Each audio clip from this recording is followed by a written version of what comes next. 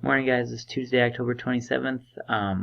Just like last week, you guys compiled a really nice list of questions regarding chapters 3 and 4 of the text, which looked at social media in journalism and social media in public relations. So I wanted to go through a few of these questions just like last time. I have a sore throat and a fever, so I'm going to try and make this quick and apologize if I don't have enough energy, but I'm going to do this the best I can because you guys did really ask some good questions. Michael, how do companies combat a bad Yelp review even if they fix the problem, the post is still there? Very true. A lot of sites allow companies to respond to posts personally. I've seen this a lot with I don't want to say it's Yelp. I want to say it's something more like TripAdvisor or something like that. There were negative posts. I was going to New Orleans once and looking at restaurants to go to, and there were negative posts about certain restaurants that the owners of the restaurant had personally responded to, basically saying, we're sorry you had a bad experience. We make all our food fresh, so sometimes things don't turn out the way we want, or, they were trying to put a positive spin on whatever had happened. Um, but yeah, that is very true. The post is still there even if a problem is fixed. However, they do have a chance to respond, and a lot of times the sites also organize the reviews chronologically. So, the overall reviews, will say something, but if your bad review is from 3 years ago and since then a problem's been fixed, you would think that, the more current reviews would be positive, so that would help them out as well. Seth wanted to know what are SEO words when they're talking about SEO words in the text. This is search engine optimization. So SEO words, it's the idea that you're trying to get traffic from these, search engines like Google or Yahoo or whatever it might be, without payment. You can clearly pay to go to the top and become like a sponsored link, but people trust sponsored links less, for clear reasons. So what people who work with SEO try to do is figure out the algorithms that these search engines use to generate the most relevant results for their site, and then basically find ways to use that knowledge about how the algorithm works to customize, their website or whatever it might be in order to drive traffic to their site. He also asked, an independent blogger, is that a single person or what? Basically, when they say an independent blogger, they mean someone that's not like a paid blogger for a company. So sometimes,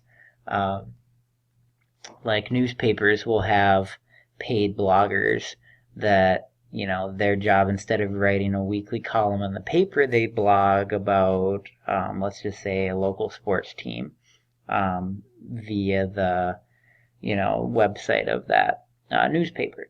That would not be an independent blogger. An independent blogger is just a person with their own site who's not getting paid by anybody, and it's just their own independent comments.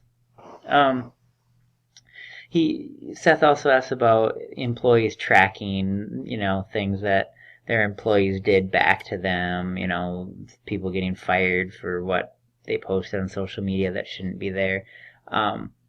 There are definitely instances of companies that very closely monitor their employees' social media and internet use, although that tends to be more when they're actually at work. They want to make sure that people are doing what they're supposed to be doing and not going to, websites they shouldn't be going to, or spending time doing things they're not supposed to. A lot of times it's not like a big brother is watching you thing. It's just the fact that if the company gets a complaint about you from somebody and something that you posted on social media, they're going to follow up and investigate, and it's not going to be hard to find. So I think a lot of these instances are people that got fired because the company heard about it in a way, from some outside source. And when they hear that, when you're an employee, like at a company, you're kind of like a referee in a sports game. Um, the fans don't want to think about you. You're supposed to be invisible, right? Just an invisible part of the process, moving along and not making their day more difficult. So, yeah, I think that's where it happens a lot. Ethan, I really liked your question about, and I think Brianna had a similar question. Friends are the most influential factor. How do people try to use, real life people to become an extended member of the sales team? I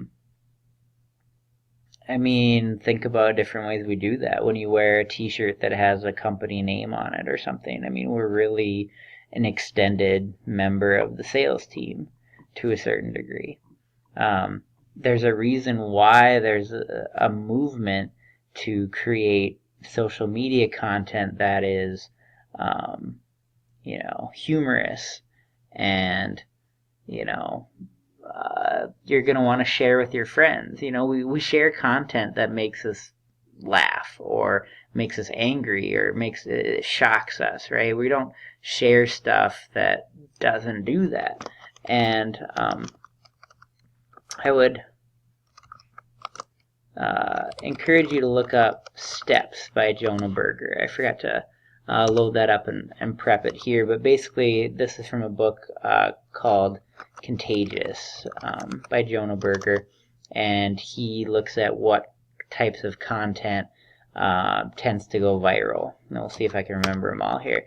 He says ones that promote social currency. So basically, by sharing something to our friends, it makes us look cool or with it or whatever in some positive light.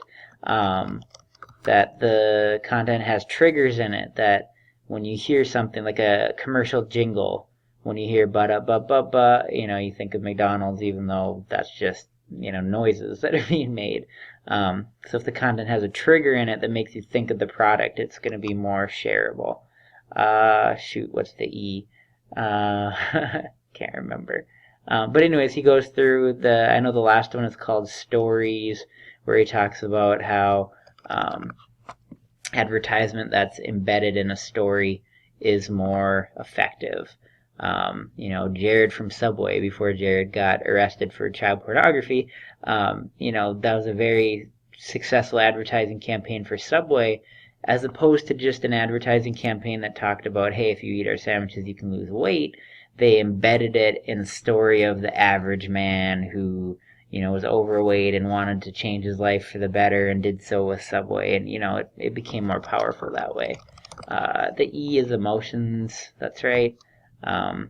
Laughter and anger and shock and disgust and things like that tends to be what we share with other people. The P, let's see, public, I know, is one of them. It's off the top of my head.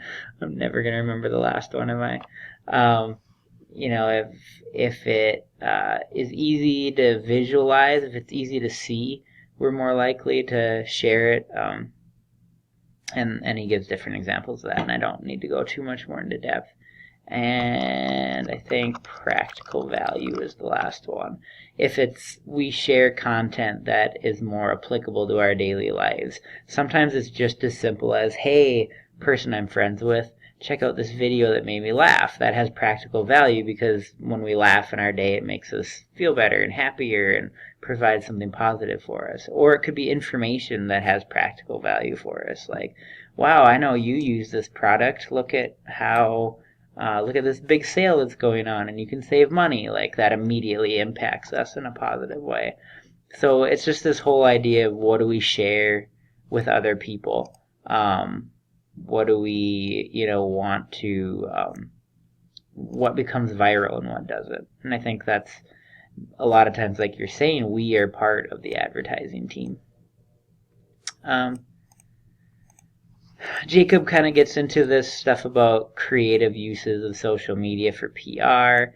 It is, you mentioned Old Spice, and Old Spice. The Old Spice guy has been one of the most successful marketing campaigns of all time for any product, and has in many ways changed how companies think about marketing.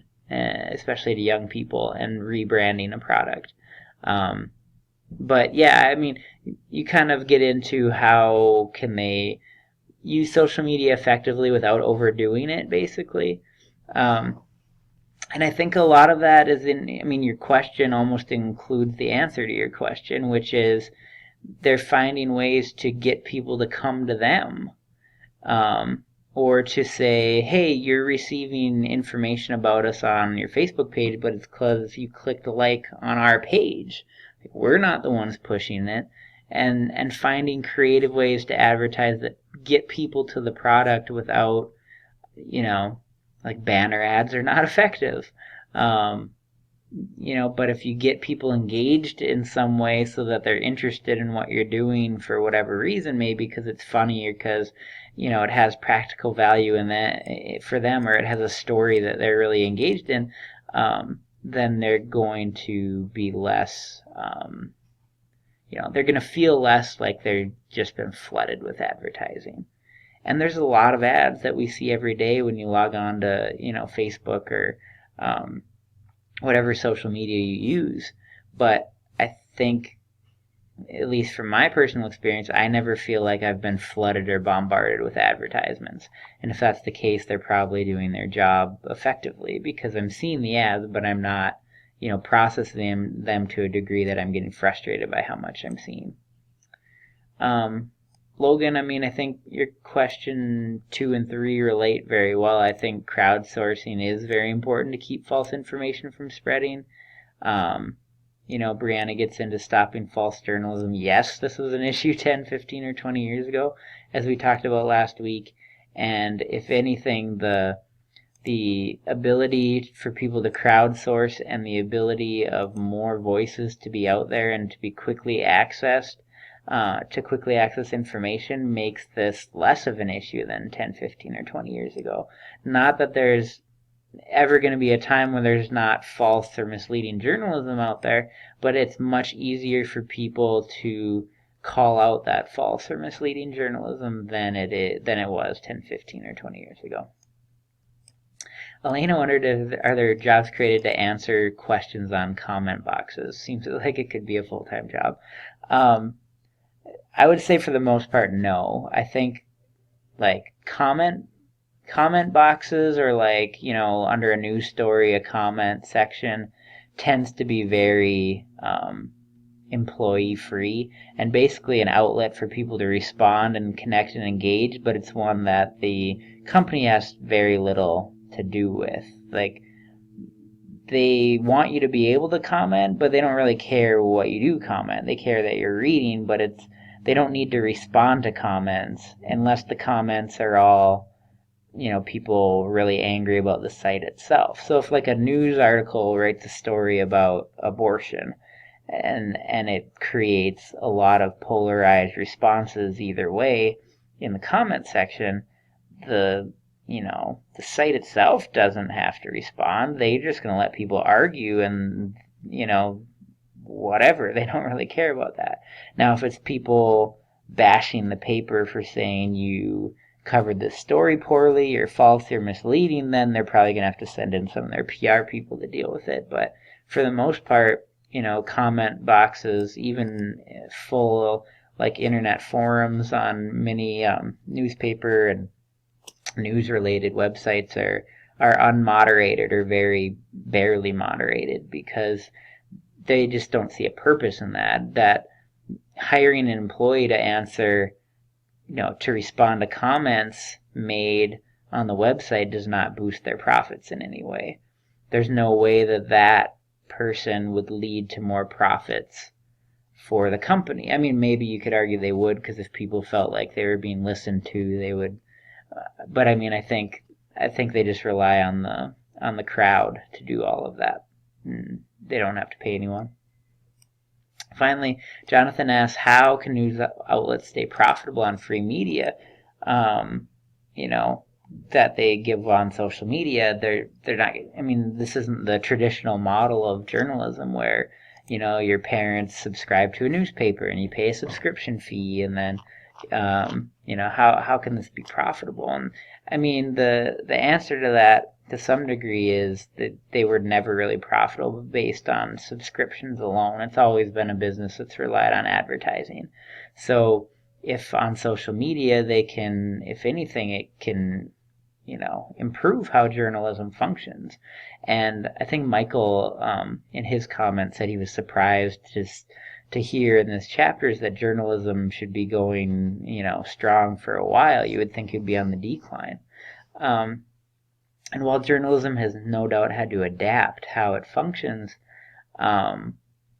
if they can get you engaged on social media and clicking on links that go back to their webpage for stories that you're interested in, and those stories include, advertisements on the page that advertisers are paying them to run, they can still be profitable. And it's, likely challenging, and, maybe it's harder than it was before, but it's still, it's still profitable, not because of subscription fees, but because of the advertisement. Anytime you can attract an audience, if you attract that audience for free, you still have the ability to make profit based on selling advertisement because you've attracted an audience. And I think that's how news organizations are gonna be profitable for years to come.